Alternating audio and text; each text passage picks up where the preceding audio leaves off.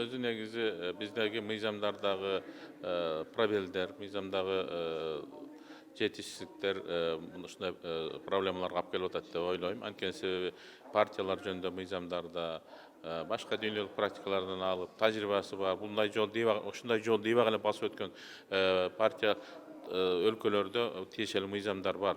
Ошол мыйзамдардын негизинде партиянын съезддерине шайлоо борбордук шайлоо комитетинин мүчөлөрү барып катышат, мыйзамды өттү, мыйзамсыз өтүп атабы деп.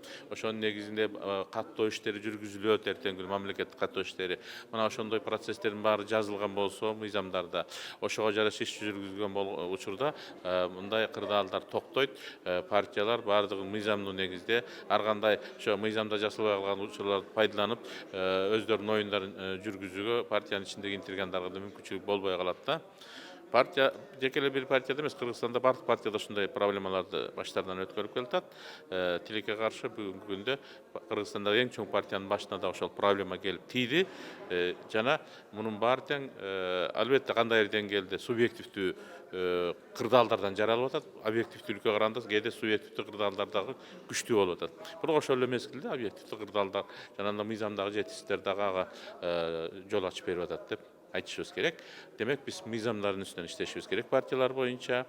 Ошол партиянын саясатын жүргүзүш үчүн жогорку кеңешке келген фракциялардын жоопкерчилиги боюнча иштешибиз керек. Анын баары мыйзамдар аркылуу жазылып берилиш керек. Биз Коалициядан чыкпай эле да СДПК ошол. эгерде фракциянын бүгүнкү күндө партиянын позициясына жараша мыйзамдык жоопкерчилиги жок болуп атпайбы? Ошон үчүн фракция бүгүнкү күндө өзүнүн позициясын парламентте мындай эркин сактап калып атат да, өзүнүн көз карашын сактап калып атат. Эгерде ошол кырдаалдардын баары жазылган болсо, партиянын, бирок аны дагы партиянын албетте биринчиден саясий кеңеш чечим чыгарат. Партиянын лидери эмес, саясий кеңеши жогору дегенде болбосо партиянын курултайында кабыл алынат. Эми албетте курултай чакырыш чоң проблема болгон үчүн саясий кеңеште чечимдер кабыл алыныш керек.